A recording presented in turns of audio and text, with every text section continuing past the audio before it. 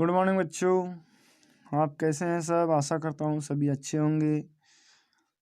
तो देखिए अभी परीक्षा आ गई है नज़दीक। सभी 9वीं 10वीं 11वीं 12वीं सभी क्लासों की, पहली से लेकर 8वीं 12वीं तक सभी क्लासों की परीक्षा नज़दीक आ चुकी हैं, इसीलिए तैयारी करना बहुत ज़रूरी है। तो यहाँ पर जो मंडल द्वारा मॉडल क्वेश्चन पेपर आया है उसके ऑब्जेक्टिव सवाल इस वीडियो में हम देखेंगे। देखिए अध्याय 7 त्रिभुज, इसमें हमारे पास 1 अंक के 2 क्वेश्चन आएंगे बच्चों। तो इनकी अच्छे से आप प्रैक्टिस कर लीजिए। रोज़ के 5 मिनट इस प्रकार का हर अध्याय का एक वीडियो 5 मिनट आप देखेंगे तो आपके ये पूरे जो एक एक अंक के सवाल है पूरे कंठस्थ हो जाएंगे और कोई भी सवाल आपसे मिस नहीं होगा।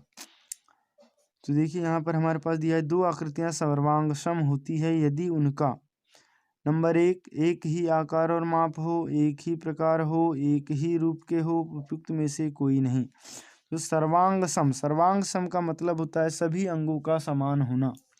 ठीक है, तो क्या लिखा है, एक ही आकार और माप हो, मतलब माप हो, एक ही आकार और माप हो, तो ये आंसर आ जाएगा। सर्वांग सम कब होगी, जब एक ही आकार होगा और एक ही माप होगा। दूसरा दिया हुआ है हमारे पास, त्रिभुज की बराबर भुजाओं के सम्मुख कोण होते हैं। तो देखिए त्रिभुज की जो भुजाएं बराबर होती है तो उनके सम्मुख कोण भी कैसे होते हैं, बराबर होते हैं। तो यहाँ आ जाएगा समान या बराबर, ऑप्शन नंबर 2।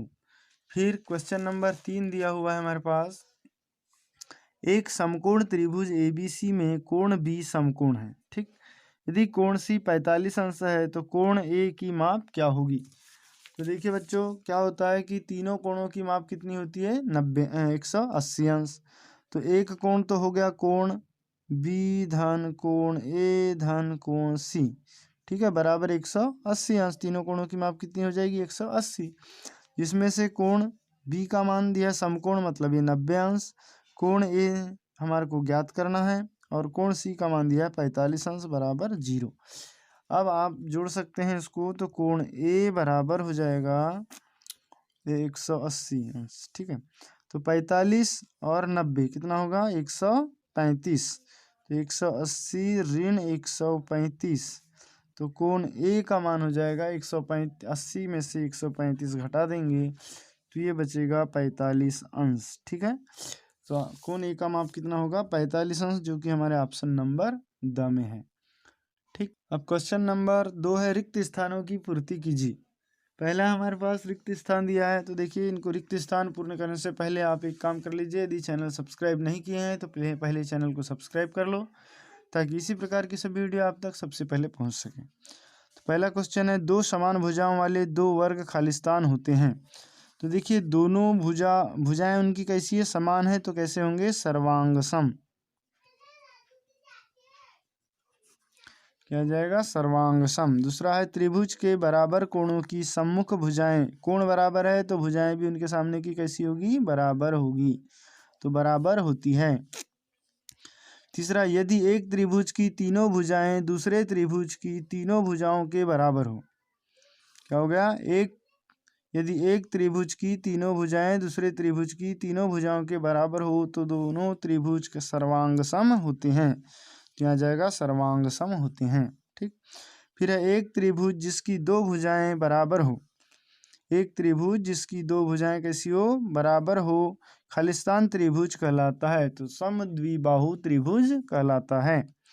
ठीक है, फिर है क्वेश्चन नंबर 3, सत्य असत्य लिखिए। नंबर 1, समबाहु त्रिभुज का प्रत्येक कोण 50 अंश का होता है। तो फ्रेंड्स ये असत्य है, क्योंकि समबाहु त्रिभुज के प्रत्येक कोण कितने का होते हैं, 60 अंश के होते हैं। फिर है, समान त्रिज्या वाले 2 वृत्त सर्वांगसम होते हैं।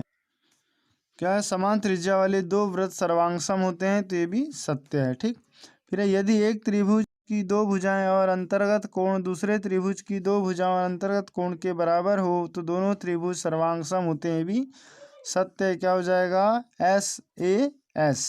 ठीक, फिर है यस सर्वांग समता से। चौथा, एक त्रिभुज के 2 कोण और एक भुजा दूसरे त्रिभुज के 2 कोण और संगत भुजा के बराबर हो तो भी दोनों त्रिभुज सर्वांगसम नहीं होते, ये असत्य है। फ्रेंड्स ये सर्वांगसम होते हैं क्योंकि 2 कोण है AS, सर्वांग समता से। 5वां, एक त्रिभुज के दो कोण और अंतर्गत भुजा दूसरे त्रिभुज के दो कोणों और अंतर्गत भुजा के बराबर हो तो दोनों त्रिभुज सर्वांगसम होते हैं। तो ये बिल्कुल सत्य है। ठीक है फ्रेंड्स, अब देखिए यहाँ पर प्रश्न क्रमांक 4 हमारे पास दिया हुआ है कि नंबर 1, सर्वांगसम आकृतियाँ किसे कहते हैं। तो इसका उत्तर हो जाएगा वे आकृतियाँ जिनकी संगत भुजाएं व कोण बराबर माप के हो तो उनको हम क्या कहते हैं, सर्वांगसम आकृतियाँ कहते हैं। दूसरा है समबाहु त्रिभुज क्या होता है। तो ऐसा त्रिभुज जिसकी तीनों भुजाएं बराबर बराबर हो उसको समबाहु त्रिभुज कहते हैं। फिर समबाहु त्रिभुज के प्रत्येक कोण की माप क्या होती है। तो समबाहु त्रिभुज के प्रत्येक कोण की माप 60 अंश होती है। ठीक है बच्चों, तो वीडियो पसंद आया हो तो प्लीज़ इसे लाइक कर ले और चैनल को सब्सक्राइब कर ले ताकि इसी प्रकार की वीडियो आप तक पहुंच सके।